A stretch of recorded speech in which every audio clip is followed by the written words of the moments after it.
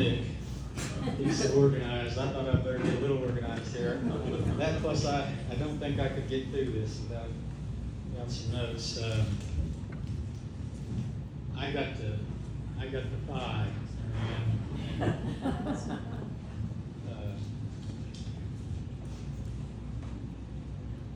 Yeah, I'd like to just thank everybody for being here. I really appreciate seeing all the family members, all the friends. Thank you, Pastor, for coming and saying a few words about our dear mother. She was truly special, and it's amazing just looking out at the family and seeing how it's grown. I just remember her telling me one of the stories that when she arrived here from Germany, she came over the river and through the woods, and she flew here and then made her way to Pittsburgh and then to Wheeling and then finally to Moundsville. She told me she had a white coat on at one point where she was just coming into town, and after she finally made it to the house, she noticed that her white coat was just covered with soot that was in the air from the coal and in the industrial towns, and that was one of her first memories of coming into West Virginia. And then, as Edna said, she came in and got to see all the Greeks that spoke Greek, and nobody spoke English, nobody spoke German, and she was kind of terrified. And her first thought was, I need to go back to Germany. But she didn't.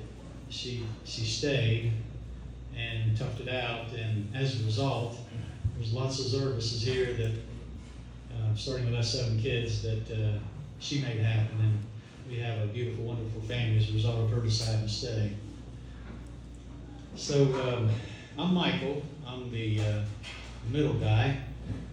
For those who don't know me, and as my cousin Stratch says, I was her favorite.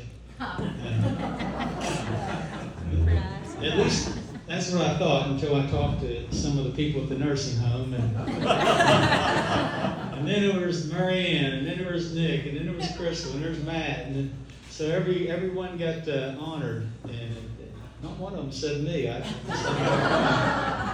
That's label though. You're the golden child. That's You're right. labeled.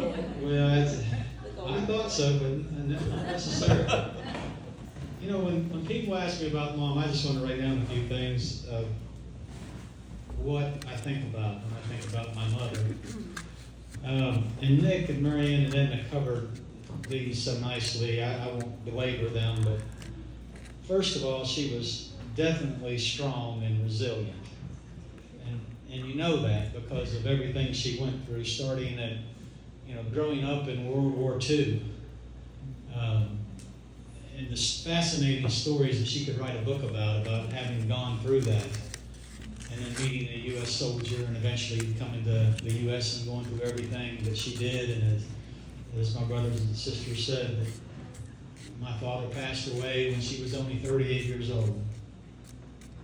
So having gone through all that and then having 7 kids to raise on your own, you better be strong and you better be resilient. Well, when I think of my mother, that's the first thing that comes to mind is how strong she was and how she was able to get through these tragedies in her life.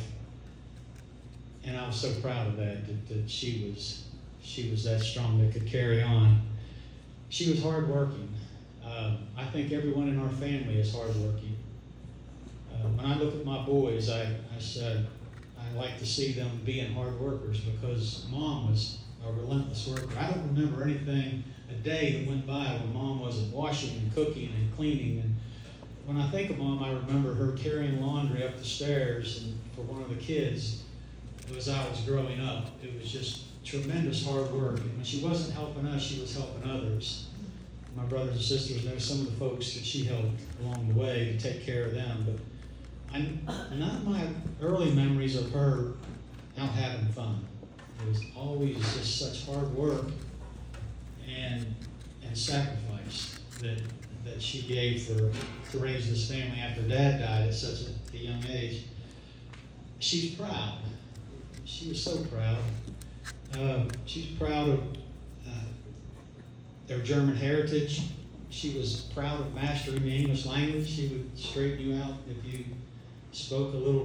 Probably most people in here can testify to that, how she mastered the English language. She was proud of her little cottage.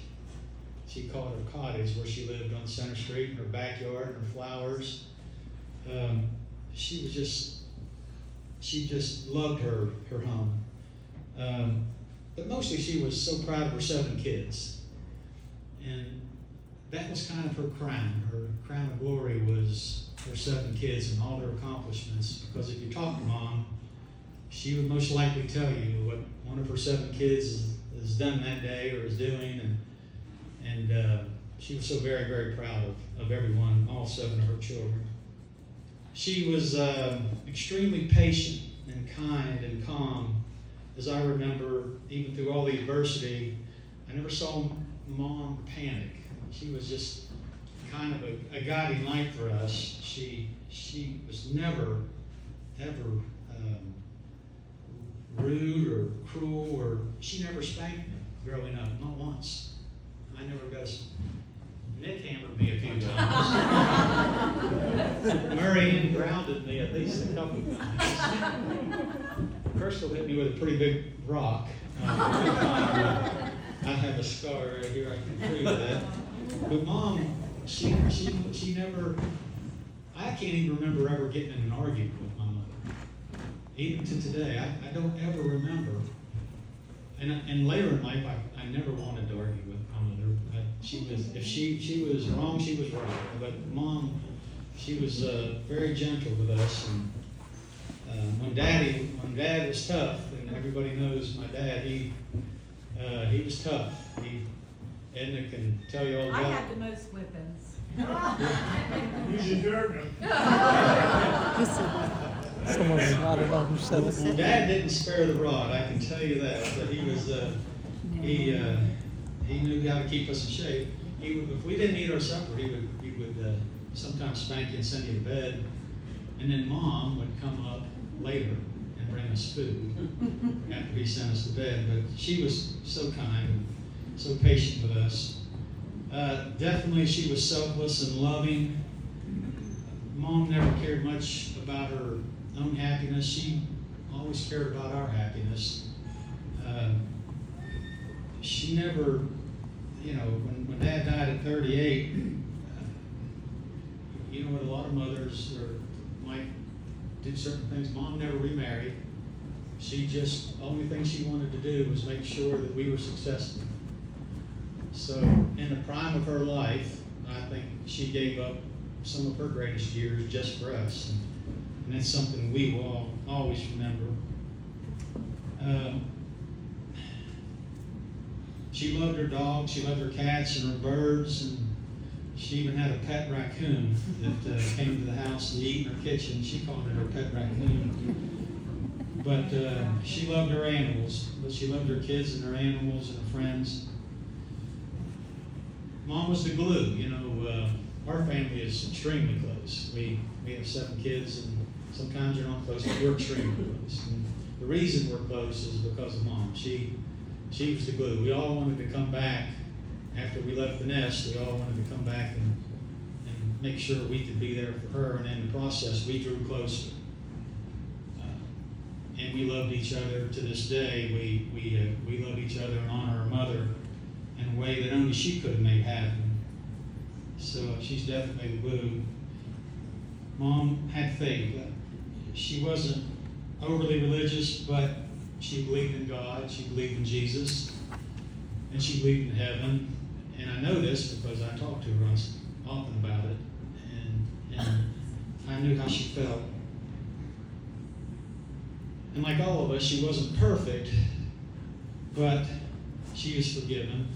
And even though we're so sad, the reason I'm happy is because I know I'm going to see her again someday.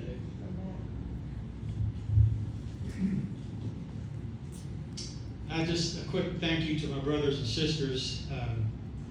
What's amazing to me when I think about how much I love Mom, and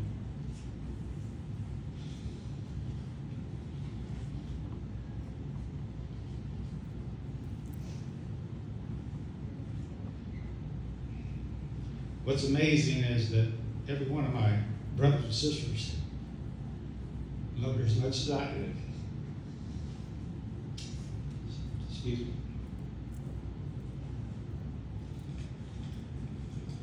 I knew this would happen, but yeah, they every one of my brothers and sisters would do anything for her, and they loved her. It's hard to fathom as much as I did. Every one of them did. Thanks, Edna. Thank you, Edna, for all the flowers, for doing Mom's hair, for scrubbing her floors on her hands and knees. Thank you, Nikki and Teddy, for taking care of Mom's cottage, her lawn, trimming her trees, and making that cottage so special. Thank you, Matt, for delivering all those special treats to Mom always, for giving her the music and taking time to FaceTime with me. Thank you, Crystal, for decorating Mom's cottage inside and out, for all the seasons, for all the holidays that made her so proud of her little home. And Maz, thank you for watching over Mom's daily needs, for medicine, always watching over her health. You know, the last probably 10 years of Mom's life, her tank was on empty for probably the last 10 years. And what I always tell my brothers and sisters, because every day one of us was there with her, the last 10 years, she was living off of love. It was the love of the family.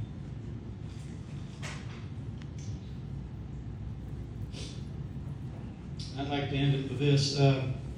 Although you're gone, I'm not alone, and never shall I be, for the precious memories of the bond we shared will never depart from me. Our love surpasses the ups and downs and help us along the way, and that same love will give me strength to manage this loss each day.